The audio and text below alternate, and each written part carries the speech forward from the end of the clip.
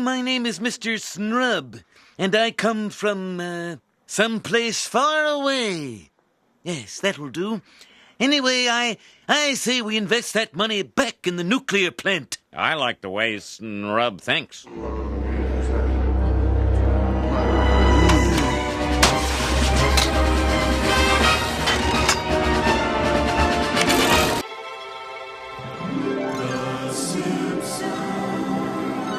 Welcome to Hollywood English.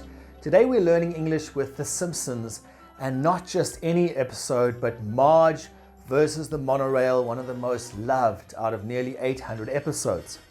It was written by Conan O'Brien before he became a talk show host, and it stars the incredible Phil Hartman as Lyle Lanley, a smooth-talking con man. Now, a con man, short for confidence man, is someone who wins people's trust just to deceive them. The most famous con man is probably Frank Abagnale from Catch Me If You Can. Well, you see, it's my grandmother's birthday next week, and I want to get her something extra special. Please, I mean, it's my midterm next week, and my books were stolen. Please, it's just $5. No one would have to know. I'm sorry, but we are not allowed to take checks from people we don't know. Now, in this story, we can use the word con as a verb. Lyle Lanley cons the entire town of Springfield into buying something they don't really need, a shiny, useless monorail. Springfield suddenly comes into a pile of cash after Mr. Burns is fined for dumping toxic waste in a public park. To be fined means to pay money as punishment for breaking the law. I'm not sure why it's called a fine, because there's nothing fine about it.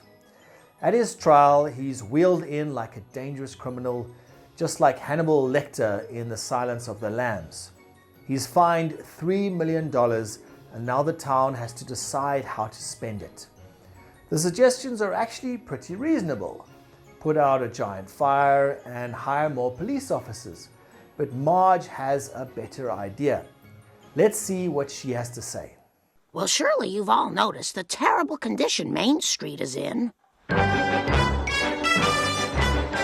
Many of us have destroyed it by leaving winter chains on our tires and carrying too much weight. Woohoo! Look at that pavement fly!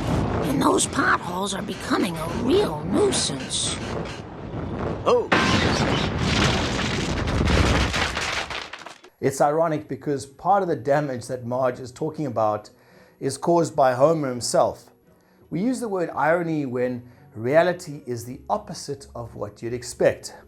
Homer should care about how his loving wife feels, but he's the guy who drives with snow tires in summer. Snow tires are tires made for icy roads that actually tear up the pavement when it's hot. That's why Springfield is full of potholes, those holes that form when the road cracks and crumbles. This moment where the popcorn truck drives into a huge pothole and explodes is brilliant. The blast cooks all the popcorn kernels and they puff up so much that they actually fill the hole. Springfield's version of road repair, ridiculous but effective. Marge calls these potholes a nuisance, meaning something annoying or constantly causing small problems. And for once, the town actually listens. They're ready to vote for her plan, and then Lyle Lanley steps forward, smiling like he already owns the room.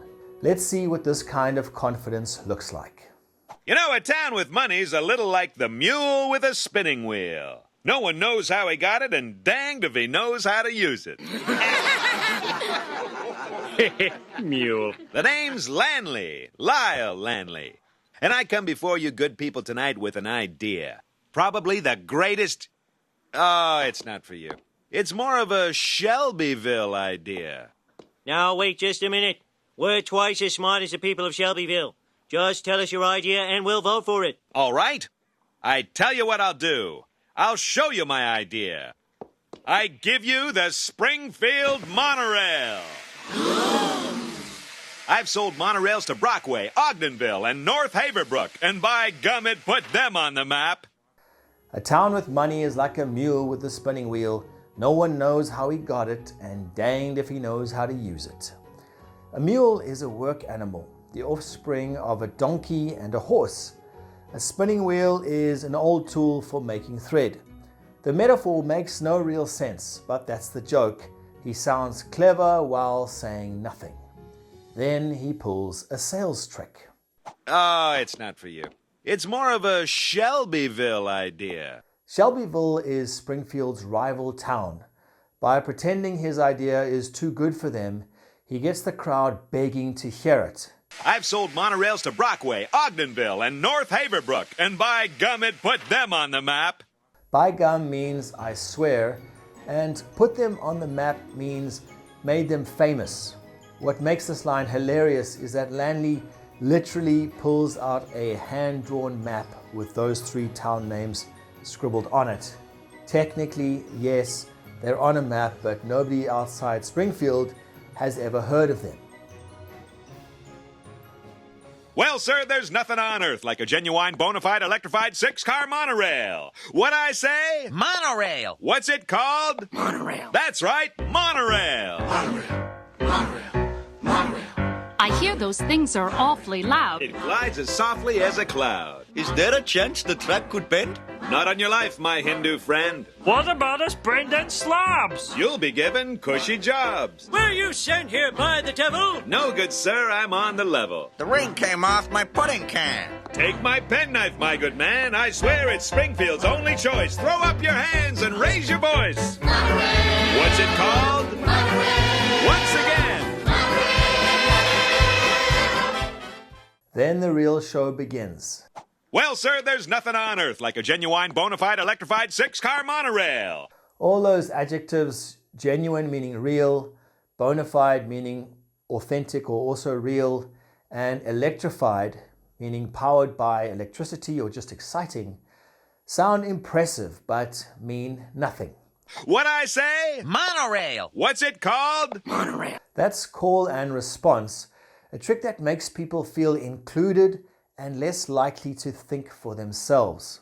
I hear those things are awfully loud. It glides as softly as a cloud. Is there a chance the track could bend? Not on your life, my Hindu friend. Here, awfully just means very. And when Lanley responds to Apu with not on your life, my Hindu friend, the phrase just means absolutely not. It's an old-fashioned way of saying there's no chance. What about us Brendan Slobs? You'll be given cushy jobs. Lanley promises cushy jobs, easy work for good pay, for brain-dead slobs like Barney. A slob is just a messy, lazy person. Were you sent here by the devil? No, good sir, I'm on the level. When Grandpa asks if he's from the devil, basically if he's evil, Lanley smiles and says he's on the level, meaning honest and trustworthy, which of course he isn't. I swear it's Springfield's only choice. The phrase I swear, which we also saw earlier, is a way of making a promise sound stronger, like saying, I'm telling the truth, or you can trust me. For example, I swear I didn't eat your cake. I've got a talking donkey. Right. Well, that's good for 10 shillings, if you can prove it. Oh, go ahead, little fella. Well? Oh, he's just a little nervous. He's really quite a chatterbox. Get her out of my sight. No, I swear. People often use it to convince others they're being honest even when they're not. So when Lanley says, I swear, he's doing exactly what con men do best, trying to make a lie sound true. But Main Street's still all cracked and broken. Sorry, Mom. The mob has spoken.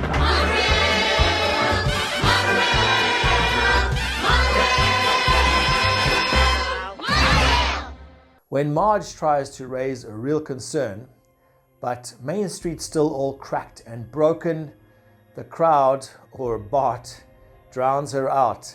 Sorry, Mom, the mob has spoken. The mob means the crowd, and the mob has spoken just means the decision is final. Logic doesn't matter anymore.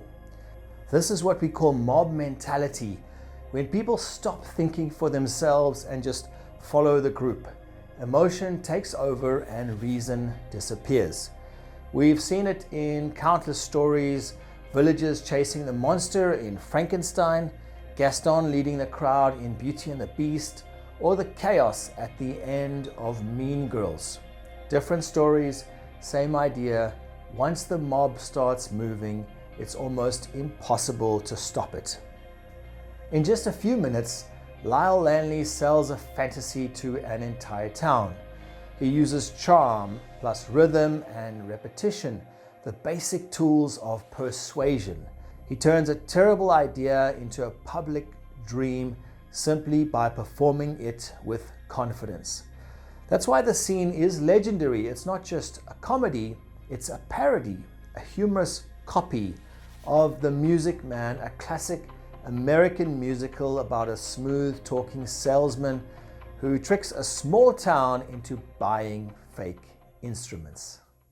Friends, we got trouble. Oh, we got trouble. Right here in River City. Right here in River City. With a capital T and that rhymes with P and that stands for pool. That stands for pool. We've surely got trouble. We surely got trouble. Right here in River City. Right here. Remember the Maine, Plymouth Rock, and the Golden Rule. Now, after all the excitement, the big day finally arrives. Springfield's first monorail ride, and somehow Homer's the conductor. A conductor is the person who drives or operates a train. At first, everything looks perfect. The crowd cheers, the music plays, and the train glides down the track. But then the controls jam, the speed climbs, and the monorail becomes a runaway, meaning completely out of control. Homer's doing all he can to stop this runaway train. People are screaming and chaos takes over. Let's watch.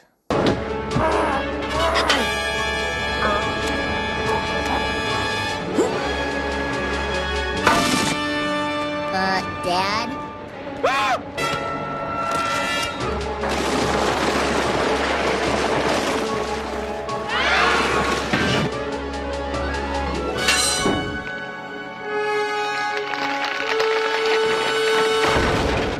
Now, separating Sammy's twins is a long and costly procedure.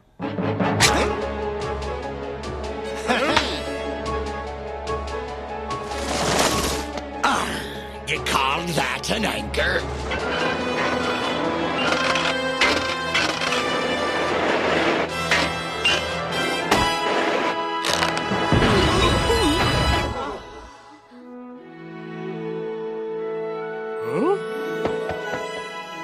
Donuts.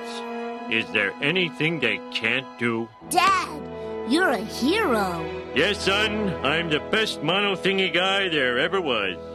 So Homer somehow stops the train using a kind of anchor and a giant donut. The town survives, the monorail doesn't, and Springfield, as always, learns absolutely nothing. What does the phrase "I swear" mean when someone says it to sound convincing? I promise, or I'm telling the truth. I'm making a joke. I'm asking a question.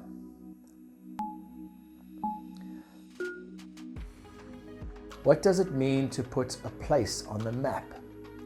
To literally draw it on a map, to make it famous or well known, to remove it from a map.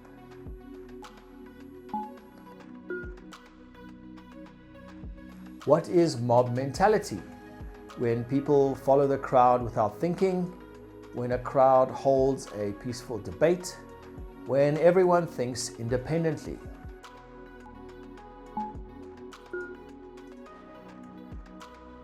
Why is Marge's comment about potholes ironic? Because Homer probably caused most of them. Because the town has no roads. Because she doesn't really care about the roads.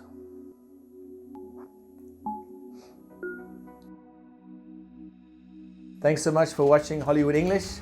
If you're a fan of The Simpsons and you want to learn more about how the show uses parody, check out this lesson on Rosebud, the episode that brilliantly spoofs Citizen Kane. Take care, till next time.